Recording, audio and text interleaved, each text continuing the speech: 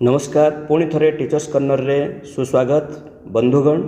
आज topic T होची बहुत गुरुत्वपूर्ण टॉपिक रही conduct of second periodic assessment of FLN grade classes और स्टूडेंट्स अर्थात द्वितीय पर्यायभित्तिक मान निर्धारण।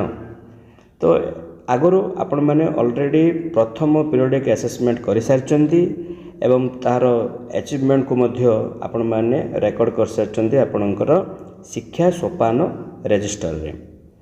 तेबे एई वीडियो रे आम जानिबा जे द्वितीय पर्यायभित्तिक मान निर्धारण करिबारे कौन सब गाइडलाइन रही किभली भाव में आम याकू अति सहजर सहित प्लानिंग रे आम केमती करिबा आसंतु बुझी नबा।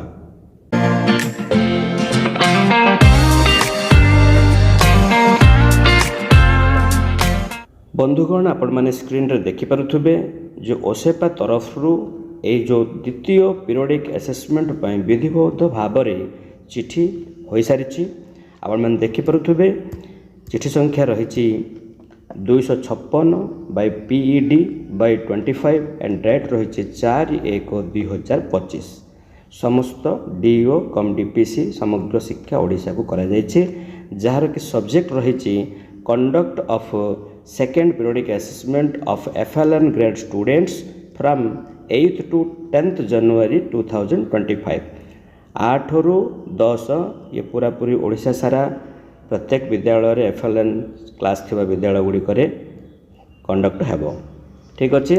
चिठी भितर रही assessment is to be conduct between 8th to 10th January 2025 at the school level for FLN grade students, that is for class 1 to 3. The student achievement level will be recorded in register शिक्षण सोपान by the concerned teacher। आपण माने already प्रथम periodic assessment कर सारी जोड़ा कि आमर थिला सेप्टेम्बर मासरे 2024 सेप्टेम्बर रे थिला ताकू मध्ये आपण माने शिक्षण सोपान रजिस्टर लिपिबद्ध कर सारी एई थर मध्ये आपण करिवे। तो the school will spend 10 rupees per student towards xerox or printing of the question paper for the available fund। चिठी रे प्रांजल भाव में कह जायछि जे स्कूल कौन करि परिबो ना 10 टंका प्रति स्टूडेंट पिछा जेरॉक्स पई खर्च करि परिबे सेमानकर अवेलेबल फंड रु। आसंतु देखिबा द्वितीय पर्याय भित्तिक मान निर्धारण रो कौन सब मार्गदर्शिका रे कौन सब लेखा जायछि आसंतु देखि नबा। देखंतु पर्याय भित्तिक मान निर्धारण रो मुख्य उद्देश्य होछि शिक्षार्थींकर शैक्षिक स्थिति अनुध्यान करी शिक्षण और शिक्षादान प्रक्रिया रे आवश्यक परिवर्तन आनिबा और शिक्षार्थी मानकर शिक्षण प्रगति को निश्चित करिबा। ठीक अछि।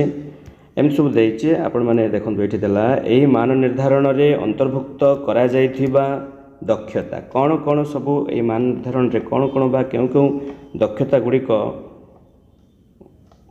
परीक्षण करा जिवो बा निर्धारण करा जिवो एठी दिया जायछि। प्रथम श्रेणी पई भाषा रे कौन रही, द्वितीय श्रेणी पई सेमती भाषा रे कौन रही, तृतीय श्रेणी पई कौन सब रही। ए पूरा PDF टा को मु डिस्क्रिप्शन रे लिंक दे देछि आपण माने सेथिरु डाउनलोड करि पाई परिबे।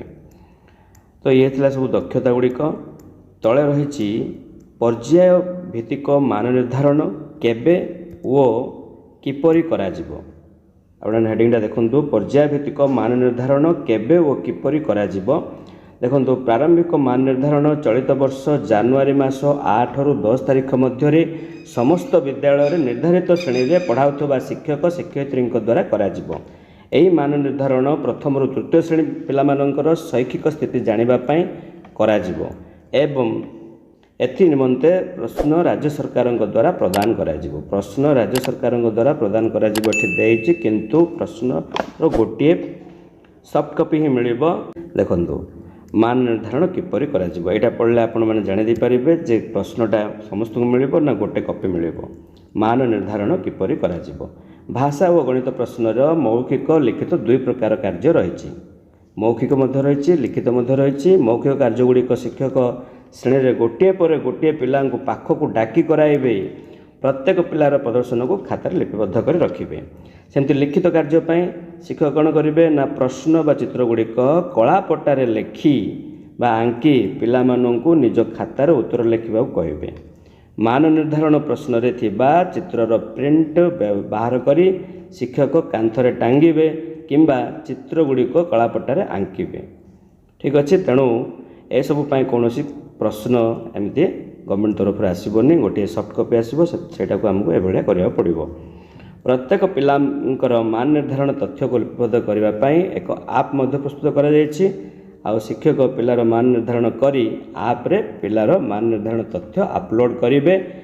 ଆପ୍ରେ ମାନ ନିର୍ଦ୍ଧାରଣ ତଥ୍ୟକୁ କିପରି ପୂରଣ କରାଯିବ ଏ ବିଷୟକୁ ନେଇ ଶିକ୍ଷକଙ୍କ ସହିତ ଗୋଟେ ପ୍ରଶିକ୍ଷଣର ଆୟୋଜନ ମଧ୍ୟ କରାଯିବ। ଏଇଟା ବର୍ତ୍ତମାନ ତ ଆହୁରି ହେଇନି, ପ୍ରଶିକ୍ଷଣ ପରେ ହେବ। ଠିକ୍ ଅଛି, ତ ଆପଣମାନେ ଜାଣିପାରିଲେ ଯେ ଲିଖିତ କାର୍ଯ୍ୟ କେମିତି କରିବା ଏବଂ ମୌଖିକ କାର୍ଯ୍ୟ କେମିତି କରିବା।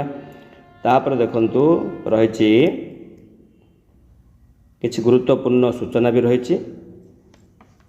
ଉପରୋକ୍ତ ପ୍ରଶ୍ନଗୁଡ଼ିକ ଶିକ୍ଷଣ ସୋପାନ ଡିସେମ୍ବର ମାସ ସଂକଳନ ଫର୍ଦ୍ଦରେ ଦିଆଯାଇଥିବା ଦକ୍ଷତା ଓ ଉପଦକ୍ଷତାକୁ ଭିତ୍ତି କରି ପ୍ରସ୍ତୁତ କରାଯାଇଛି। ପ୍ରତ୍ୟେକ ପ୍ରଶ୍ନ ଅନୁସାରେ ପିଲାର ପ୍ରଦର୍ଶନକୁ ଶିକ୍ଷକ ଶିକ୍ଷୟିତ୍ରୀ ଶିକ୍ଷଣ ସୋପାନ ରେଜିଷ୍ଟରରେ ଦିଆଯାଇଥିବା ପ୍ରତୀକ ଅନୁସାରେ ଉଲ୍ଲେଖ କରିବେ। ଯେଉଁ ଆମର ଯେଉଁ ରହିଛି ରେଡ୍ ଟ୍ରାଙ୍ଗଲ, ତାପରେ ରହିଛି ପ୍ଲସ୍ ଚିହ୍ନ, ତାପରେ ଷ୍ଟାର, ତାପରେ ଗ୍ରୀନ୍ ସର୍କଲ, ଏସବୁ ରହିଛି, ଏଗୁଡ଼ାକ ଆମେ ଦେବା। ତ ଏଇଟା ଆପଣମାନେ ଅଲରେଡ଼ି ଜାଣିଛନ୍ତି, ତଥାପି ଟିକେ ଟିକେ ଏଠି ଦେଇଯାଇଛି। ରେଡ୍ ଟ୍ରାଙ୍ଗଲ କେତେବେଳେ ଦିଆଯିବ ନା ପିଲାଟି ପ୍ରଶ୍ନକୁ କରିବାରେ ଅସମର୍ଥ ହେଉଛି, ଆଦୌ କରିପାରୁନି, ତ ତାକୁ ରେଡ୍ ଟ୍ରାଙ୍ଗଲ ଦିଆଯିବ। ସେମିତି ପିଲାଟି ପ୍ରଶ୍ନଟିକୁ କିଛି ପରିମାଣରେ ନିଜେ କରିପାରିଲା କିନ୍ତୁ ସମ୍ପୂର୍ଣ୍ଣ ଭାବରେ କରିବା ପାଇଁ ଶିକ୍ଷକଙ୍କ ସାହାଯ୍ୟ ଲୋଡ଼ିଲା, ତାହେଲେ ପ୍ଲସ୍ ଚିହ୍ନ। ସେମିତି ପିଲାଟି ପ୍ରଶ୍ନଟିକୁ ନିଜେ ସ୍ୱାଧୀନ ଭାବରେ କରିପାରିଲା, ଷ୍ଟାର ଚିହ୍ନ। ସେମିତି ପିଲାଟି ପ୍ରଶ୍ନଟିକୁ ପାରଙ୍ଗମତା ସହ କରିପାରିଲା ଓ ଶ୍ରେଣୀରେ ପ୍ରତ୍ୟାଶିତ ଶିକ୍ଷଣ ଫଳାଫଳରୁ ଅନେକ ଆଗରେ ଅଛି, ତାହେଲେ ତାକୁ ଗ୍ରୀନ୍ ସର୍କଲ ଦିଆଯିବ।